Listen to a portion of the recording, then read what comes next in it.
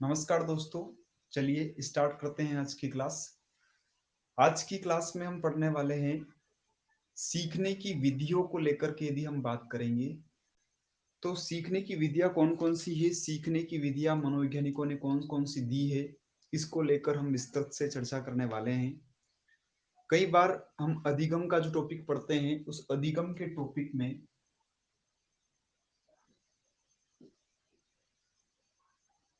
जब हम अधिगम की बात करते हैं तो मुख्य रूप से हम अधिगम के सिद्धांतों को लेकर बात करते हैं। अधिगम के सिद्धांत ही हम पढ़ना चालू कर देते हैं और इसके अलावा फिर हम सिर्फ अधिगम के जो मुख्य मुख्य बातें हैं वही पढ़ते हैं। जैसे अधिगम के सिद्धांत हो गए, अधिगम की परिभाषाएं हो गई, अधिगम की परिभाषाएं कौन कौन से मनोवैज्ञानिकों ने क्या क्या दी, और इसके अलावा हम सिर्फ सिद्धांतों को देखते हैं। लेकिन यदि हम इस विषय वस्तु को यदि ध्यान से स्टडी करें तो इसमें अधिगम के जो छोटे छोटे पॉइंट है जहां से कई प्रश्न बनते हैं, उन छोटी छोटी बातों को ध्यान रखना बहुत जरूरी है। क्योंकि यहाँ से किस प्रकार से प्रश्न बनेगा, क्योंकि जहां से क्वेश्चन बनता है मैं हर एक बिंदु को आपके सामने रखता हूँ। तो ये जो आज हम बिंदु पढ़ने वाले हैं, जो विषय वस्तु पढ़ने वाले हैं, वो है आपकी अधिगम की जो विधियां है या सीखने की जो विधियां है उसको लेकर हम बात कर रहे हैं। तो देखिए दोस्तों, सीखने की विधियां या अधिगम की जो विधियां है वो विधियां कौन कौन सी है, उन विधियों को लेकर हम चर्चा करेंगे। अधिगम की विधियां या सीखने की विधि, एक ही बात है। सीखने की विधियां या अधिगम की विधियां क्या क्या है, इनको लेकर यदि हम बात करें तो क्या है। सीखने की विधियों में सबसे पहले जो विधि आती है उस विधि का नाम है या उसको हम कहते हैं विराम व अविराम सीखना। विराम व अविराम सीखना, ये पहली विधि है। विराम व अविराम सीखना, विराम सीखना या अविराम सीखना, दोनों ही एक साथ पढ़ रहे हैं। विराम व अविराम सीखना, ये विराम और अविराम सीखना क्या होता है जरा इसको समझिए। विराम और अविराम सीखने से हमारा क्या मतलब है, यानी कि यदि कोई बालक या कोई व्यक्ति जब वो पढ़ता है, किसी विषय वस्तु को पढ़ता है, तो उस विषय वस्तु को रुक रुक करके पढ़ता है, ब्रेक ले लेकर के पढ़ता है। पहले उसने कोई सी भी विषय वस्तु उठाई और पढ़ना चालू किया। अब यदि वो पढ़ते समय 1 घंटा पढ़ा, 1 घंटे पढ़ने के बाद 10 मिनट का ब्रेक ले लेता है, यानी कि रुक रुक करके क्या कर रहा है, वो अध्ययन कर रहा है या पढ़ रहा है। तो ये किस प्रकार का सीखना है, ये एक तरह से विराम सीखना है। पहली चीज क्या है, इसमें विराम है। तो विराम सीखना मतलब क्या है कि बच्चा या बालक क्या कर रहा है, रुक रुक करके सीख रहा है। यानी रुक क्यों रहा है, वो समय दे रहा है। यानी कि यदि आप लगातार पढ़ते हो तो लगातार पढ़ने में और रुक रुक के पढ़ने में क्या फायदा है। देखो, यदि बालक रुक रुक के पढ़ता है तो उसको थकान नहीं होती है। अगर बालक रुक रुक के पढ़ता है तो उसको थकान नहीं होगी, और जब उसको थकान नहीं होगी तो वो उस विषय वस्तु को बहुत अच्छे से पढ़ पाएगा। जब उसको थकान नहीं होगी तो उस विषय वस्तु को आसानी से पढ़ पाएगा और अच्छे से समझ पाएगा। तो विराम सीखना क्या होता है कि यदि कोई व्यक्ति विषय वस्तु को रुक रुक करके पढ़ता है तो ये आपका कौन सा सीखना हो गया, विराम सीखना हो गया। एक और शब्द है यहाँ पर अविराम सीखना। अविराम सीखने का क्या मतलब है, अविराम सीखने का मतलब है कि यदि कोई व्यक्ति या बालक किसी विषय वस्तु को लगातार सीखता जाता है, लगातार सीखता जाता है मतलब जैसे कक्षा में पहला लेक्चर लगा और पहले लेक्चर से ही बालक ने सीखना जो प्रारंभ किया है, तो वो लगातार सीखते ही जा रहा है, सीखते ही जा रहा है, बीच में बिल्कुल भी ब्रेक नहीं ले रहा है। मतलब कि एक लेक्चर खत्म हुआ, दूसरा लेक्चर। अगर वहां पर जैसे विद्यालय में भी यदि कोई लेक्चर लिया जा रहा है तो उसके बाद 10 मिनट की रेस्ट होती है। तो 10 मिनट की जो रेस्ट होती है वो इसीलिए होती है कि बच्चा वहां पर जो सीख रहा है उसको थोड़ा सा रुकना भी चाहिए, उसको माइंड को क्या होना चाहिए, थोड़ी सी रिलैक्स भी मिलना चाहिए। तो यहाँ पर एक बात ध्यान रखना है कि विराम सीखना और अविराम सीखने में क्या फर्क है। विराम सीखना मतलब रुक रुक करके सीखना, और अविराम सीखने का मतलब क्या है, निरंतर सीखना, निरंतर सीखते रहना। यानी कि निरंतर के बजाय हम यहाँ पर एक और शब्द ले लेते हैं, बिना रुके सीखना, बिना रुके। यानी कि जब आप बिना रुके सीखते हो तो क्या होता है, जब आप बिना रुके सीखते हो, तो बिना रुके जब आप सीखते हो तो इसमें क्या होगा, लगातार आप पढ़ रहे हो, लगातार पढ़ रहे हो, तो आपको क्या होगी, थकान होगी। और जब थकान होगी तो वो विषय वस्तु को आप उतने अच्छे से नहीं समझ पाओगे जितना कि आप विराम सीखने से सीख पाते हो। दोनों ही विधि में से कौन सी सबसे सर्वश्रेष्ठ है। अब यहाँ पर देखो, जो प्रश्न बनता है वो ऐसा बनता है कि जो प्रतिभाशाली बालक होता है, जो प्रतिभाशाली बालक होते हैं, वो किस प्रकार का सीखते हैं, वो अविराम सीखते हैं या विराम सीखते हैं, कौन सी विधि से वो सीखते हैं। तो यहाँ पर क्या आंसर होगा, इस तरह के प्रश्न परीक्षा में पूछे हुए हैं। तो विराम सीखना क्या होता है, अविराम सीखना क्या होता है, ये तो आपको पता चल गया। लेकिन इसमें से कौन सा ऐसा बालक है, या जो प्रतिभाशाली बालक है, वो प्रतिभाशाली बालक कौन सा सीखना या किस विधि से सीखता है। तो प्रतिभाशाली बालक की बात करें तो प्रतिभाशाली बालक किससे सीखता है, अविराम सीखना, इस विधि से सीखता है। अविराम सीखने का मतलब वो लगातार सीखता रहता है, कंटिन्यू सीखता रहता है, यानी कि वो बिना रुके सीखता है। लेकिन अगर हम देखें कि यदि मनोवैज्ञानिक दृष्टिकोण से दोनों में से कौन सा सर्वश्रेष्ठ माना गया है, यहाँ पर प्रश्न ऐसा भी आ सकता है कि मनोवैज्ञानिक दृष्टि से अविराम सीखना अच्छा होता है या इसके बजाय विराम सीखना अच्छा होता है। तो हम यहाँ पर यदि मनोवैज्ञानिक दृष्टिकोण से देखें तो यहाँ पर विराम सीखना सबसे बेटर होता है और सबसे अच्छा होता है। क्यों? क्योंकि यहाँ पर हम रुक रुक करके सीखते हैं। हमने विषय वस्तु को पढ़ा और विषय वस्तु को पढ़ते पढ़ते जब हमें थोड़ा सा ऐसा महसूस हुआ कि चलो थोड़ा सा रेस्ट ले लेना चाहिए, तो वहां पर हमने 5 मिनट का रेस्ट ले लिया। उसके बाद वापस से हम कंटिन्यू विषय वस्तु को पढ़ने लग गए। तो वहां पर क्या हो रहा है कि हम उस विषय वस्तु को बहुत अच्छे ढंग से पढ़ पा रहे हैं।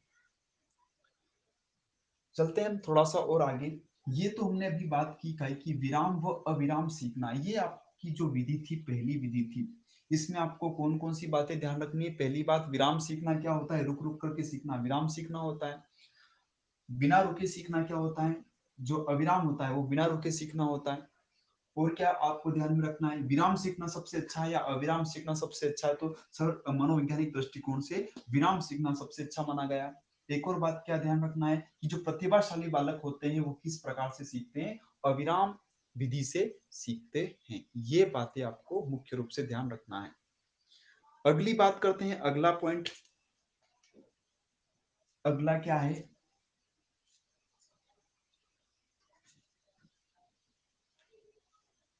दूसरा पॉइंट आता है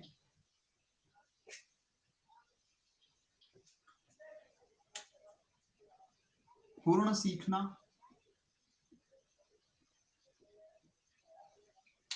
आंतरिक सीखना। पूर्ण सीखना, दूसरा दूसरा प्रकार की बात करें तो पूर्ण सीखना और आंशिक सीखना। आंशिक सीखना, दोनों में क्या फर्क है देखिए। एक होता है पूर्ण सीखना और एक होता है आंशिक सीखना। दोनों ही को साथ में पढ़ रहे हैं। ये विधि कौन सी है, पूर्ण सीखना और आंशिक सीखना। पूर्ण सीखने का मतलब क्या है, यानी कि यदि कोई विषय वस्तु, जब कोई विषय वस्तु बालक पढ़ता है तो कभी कभी उस विषय वस्तु को एक साथ पढ़ लेता है, यानी कि पूरा पढ़ने की कोशिश करता है, पूरा पढ़ने का प्रयास करता है, तो वो क्या हो गया, आपका पूर्ण सीखना हो गया। उसके बाद यदि हम आंशिक सीखने की बात करें तो जब बच्चा किसी विषय वस्तु को अंश में लेकर, अंश बनाकर, छोटे छोटे भागों में बांट कर पढ़ता है, तो वो क्या कहलाता है, आपका आंशिक सीखना कहलाता है। तो दो चीजें यहाँ पे ध्यान रखना है, कौन कौन सी, पूर्ण सीखना क्या होता है और आंशिक सीखना क्या होता है। कि यदि कोई विषय वस्तु बड़ी है तो आप क्या करोगे, उसके छोटे छोटे भाग बनाओगे, छोटे छोटे हिस्से बनाओगे और छोटे छोटे हिस्से बनाकर उसको आंशिक रूप से सीखोगे। तो वो कौन सा हो गया, आंशिक सीखना हो गया।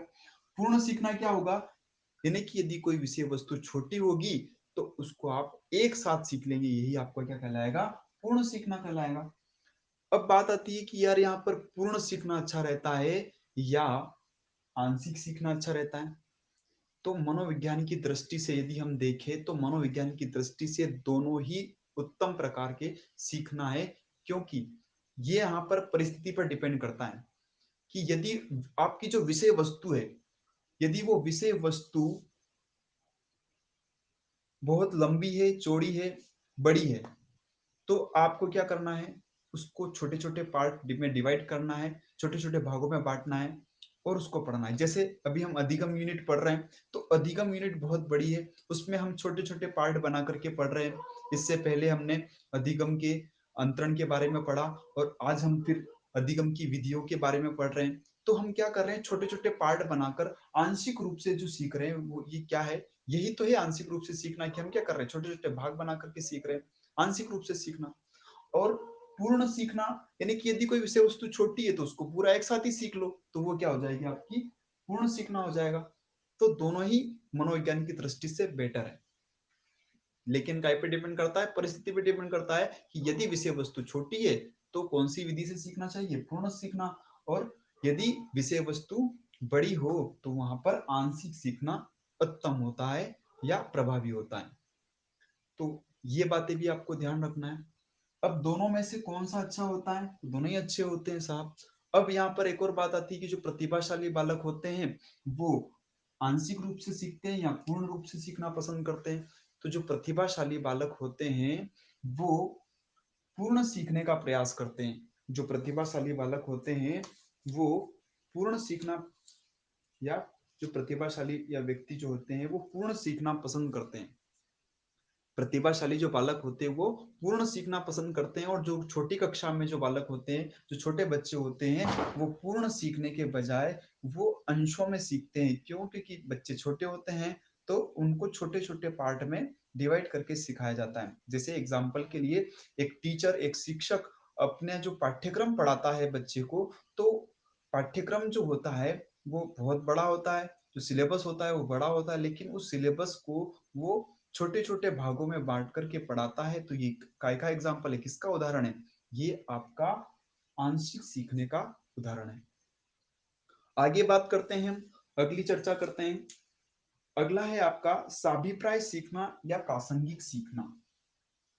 अगला जो प्रकार है वो क्या है आपका, साभिप्राय सीखना, साभिप्राय सीखना तथा प्रासंगिक सीखना।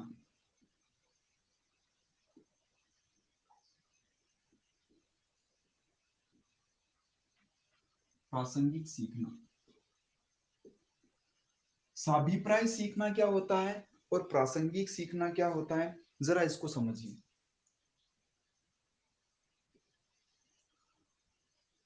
साभिप्राय सीखना या प्रासंगिक सीखने में क्या अंतर है और इसको डिफाइन कैसे करेंगे, इसको समझिए। साभिप्राय जैसा कि नाम से स्पष्ट है कि अभिप्राय, यानी कि यदि आप कोई विषय वस्तु जो है उस विषय वस्तु का अभिप्राय समझते हुए उसको पढ़ रहे हैं। जैसे हम अधिगम की बात करें तो अधिगम को हम कैसे पढ़ रहे हैं, अधिगम या फिर जो आप तैयारी कर रहे हो एमपीटेट की, तो जब आप एमपीटेट की तैयारी कर रहे हो तो आप जो विषय वस्तु पढ़ रहे हो, चाहे वो मनोविज्ञान पढ़ रहे हो तो मनोविज्ञान में भी आपको हर एक शब्द का अर्थ समझ करके पढ़ना होगा, है ना। हर एक शब्द को अच्छे से समझना होगा, इसका अर्थ क्या होता है, इसका मतलब क्या होता है। क्यों, क्योंकि परीक्षा में कुछ भी दिया जा सकता है ना। तो हर एक जो मनोविज्ञान सब्जेक्ट है इसमें हर एक शब्द का अपना अपना महत्व होता है। तो यदि हम मनोविज्ञान को बहुत बारीकी से पढ़ रहे हैं, यानी कि हर एक अर्थ को समझते हुए पढ़ रहे हैं, तो यहाँ पर जो आपका सीखना होगा वो किस प्रकार का होगा, साभिप्राय सीखना कहलाएगा। यानी कि यदि कोई बालक या कोई व्यक्ति उसके अर्थ को भी समझता है, उसके अर्थ को समझते हुए, अर्थ ग्रहण करते हुए यदि वो पढ़ता है, तो वो किस प्रकार का सीखना होगा, साभिप्राय प्रकार का सीखना होगा।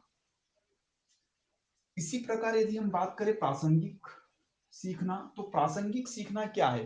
प्रासंगिक का मतलब ही क्या होता है? प्रसंग वंश सीखना। प्रासंगिक सीखने का मतलब क्या होता है? प्रसंग वंश सीखना। प्रसंग वंश कैसे सीखते हैं? यानी कि आप कभी, ऐसा भी होता है कि सीखने के लिए तत्पर नहीं होते हैं या आपके सीखने की कोई इच्छा नहीं होती है, फिर भी कभी कभी ऐसी घटनाएं घटती है जिससे आप कुछ ना कुछ सीख जाते हैं।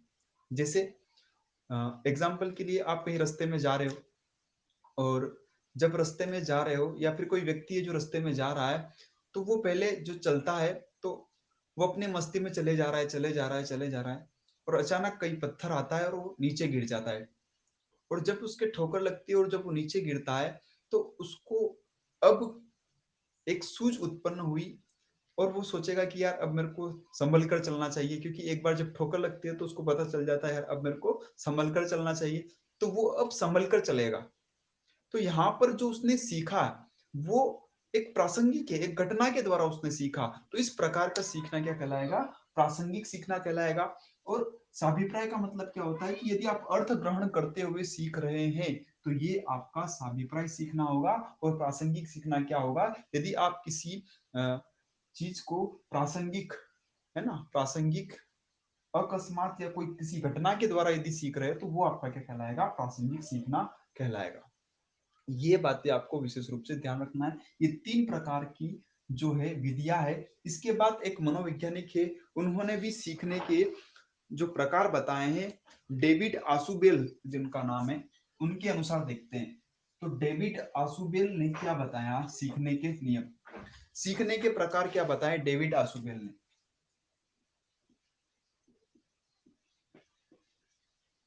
सीखने के प्रकार, सीखने के प्रकार, यदि सीखने के प्रकार की बात करें तो एक मनोवैज्ञानिक है जिनका नाम है डेविड आसुबेल। डेविड आसुबेल, इन्होंने जो सीखने के प्रकार बताए वो 4 प्रकार बताए। सबसे पहला प्रकार है अभिग्रहण सीखना। अभिग्रहण सीखना, अभिग्रहण सीखना। अभिग्रहण सीखने के बाद दूसरा जो प्रकार बताया है, दूसरा प्रकार है रटंत सीखना। रटंत सीखना। और अगला जो प्रकार है वो है आपका अन्वेषण सीखना। अन्वेषण सीखना। और अगला जो प्रकार है वो है आपका साभिप्राय या साभिप्राय सीखना, या इसी को हम कहते हैं अर्थ ग्रहण करते हुए सीखना, या अर्थ ग्रहण सीखना। अभिग्रहण सीखना क्या होता है? अभिग्रहण सीखने की बात करें तो अभिग्रहण सीखने का मतलब होता है कि यदि आप किसी विषय वस्तु को जब सीख रहे हैं, और जब उस विषय वस्तु को आपने या फिर आपको किसी टीचर ने मौखिक रूप से कुछ पढ़ाया है, या उस विषय वस्तु को आपने पढ़ा है, तो आप हूबहू वैसा का वैसा ही आप याद कर लेते हैं, आप स्मरण कर लेते हैं, तो वही आपका क्या कहलाता है? अभिग्रहण सीखना कहलाता है। यानी कि आपको टीचर ने कोई विषय वस्तु पढ़ाई, और विषय वस्तु पढ़ाने के बाद या उसने मौखिक रूप से आपको कुछ 4 लाइनें बताई, और 4 लाइनें आपने वैसी की वैसी हूबहू बता दी, लेकिन साथ में आपने उसके अर्थ को भी समझने का प्रयास किया, तो इस प्रकार का जो सीखना है वो क्या कहलाएगा? आपका अभिग्रहण सीखना कहलाएगा। इसके बाद आता है दूसरा रटंत सीखना। रटंत सीखना क्या होता है? रटंत का मतलब कि, देखो, रटंत में और अभिग्रहण में क्या अंतर है? अभिग्रहण में जो बच्चा सीखता है तो वो समझने का भी प्रयास करता है, इसमें अर्थ को समझने का प्रयास करता है, अर्थ को समझने के साथ साथ उसको विषय वस्तु को भी रट लेता है। लेकिन रटन सीखने में क्या होता है? रटन सीखने में बच्चा सिर्फ रटता ही है, किस जो भी उसको विषय वस्तु आपने पढ़ाई है, जो भी आपने उसको बताया है, तो वो सिर्फ उसको रटता है, उसको समझने का प्रयास नहीं करता। यहाँ पर समझने का प्रयास नहीं करता। दोनों में डिफरेंस थोड़ा सा ये देखो, अभिग्रहण में क्या होता है कि बच्चा रटता तो है, लेकिन रटने के साथ साथ अर्थ को भी समझने लगता है, अर्थ को भी समझने का प्रयास करता है। तो ये इस प्रकार का सीखना क्या होगा, अभिग्रहण सीखना। लेकिन रटंत सीखना क्या होगा, रटंत सीखना में क्या होगा कि बच्चा रटता तो है लेकिन समझने का प्रयास बिल्कुल नहीं करता, वो आपका क्या कहलाएगा, रटंत सीखना कहलाएगा। इसके बाद अगला आता है आपका अन्वेषण सीखना। अन्वेषण सीखने का मतलब क्या होता है, जैसा कि अन्वेषण का मतलब क्या होता है, खोज करना। यानी कि कोई बालक, यदि टीचर कोई विषय वस्तु पढ़ाता है तो उस विषय वस्तु को पढ़ाने के बाद या पढ़ाने के साथ यदि कोई व्यक्ति या बालक जब सीखता है तो उसमें अपने स्वयं के तर्क, अपने स्वयं के जो विचार और अपने स्वयं के जो कॉन्सेप्ट है, जो सम प्रत्यय है, उन सम प्रत्यय को भी यदि वो जोड़ता है और इन सम प्रत्ययों को भी जोड़ करके यदि वो सीखता है, यानी कि टीचर ने सिखाया है वहां तक तो ठीक है, उसके बाद वो अपने विचार, अपने तर्क के आधार पर भी सीखता है, अपने कॉन्सेप्ट, अपने सम प्रत्ययों का भी उसमें सम्मिलित करता है। तो ये इस प्रकार का सीखना क्या कहलाता है, अन्वेषण सीखना कहलाता है। क्यों, क्योंकि इसमें बच्चा खुद क्या कर रहा है, तर्क कर रहा है, वितर्क कर रहा है, विचार कर रहा है, खुद उस परिस्थिति के में रहकर सोच रहा है कि यार जो टीचर ने पढ़ाया वो किस प्रकार से, जो विषय वस्तु किस प्रकार की है। तो यहाँ पर इस प्रकार का जो सीखना है वो क्या है, अन्वेषण सीखना है। इसके बाद अंतिम आता है आपका साभिप्राय सीखना, या इसी को हम क्या कहते हैं, अर्थ ग्रहण करके सीखना। यानी कि कोई बालक यदि किसी विषय वस्तु को अर्थ ग्रहण करके सीखता है, तो अर्थ ग्रहण करते हुए जब वो विषय वस्तु को सीखता है तो उसको हम क्या कहते हैं, साभिप्राय सीखना कहलाता है। यानी कि इसका मतलब ये है कि जैसे कोई एक बालक होता है, तो जब वो परीक्षा में उत्तर को लिखता है तो वो वैसा का वैसा ही लिख देता है, जैसा उसने याद किया है बिल्कुल वैसा का वैसा ही याद करके लिख देता है। और एक व्यक्ति वो होता है, एक बालक वो होता है जो प्रश्न है या जो उत्तर है उस उत्तर को याद तो करता है, समझने का भी प्रयास करता है, उसके अर्थ को भी समझता है और उसके अर्थ को समझकर अपनी भाषा में उस उत्तर को लिखता है, अपनी लैंग्वेज में, अपनी भाषा में उस उत्तर को लिखता है। तो ये इस प्रकार का जो सीखना है वो क्या है, आपका साभिप्राय या अर्थ ग्रहण सीखना कहलाता है।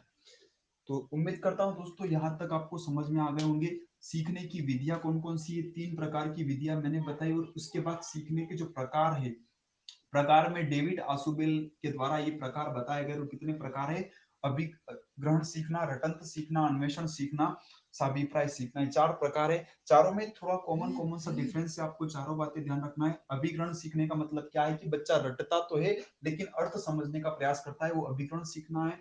रटंत सीखने का मतलब बच्चा सिर्फ रटता है, समझने का प्रयास नहीं करता है।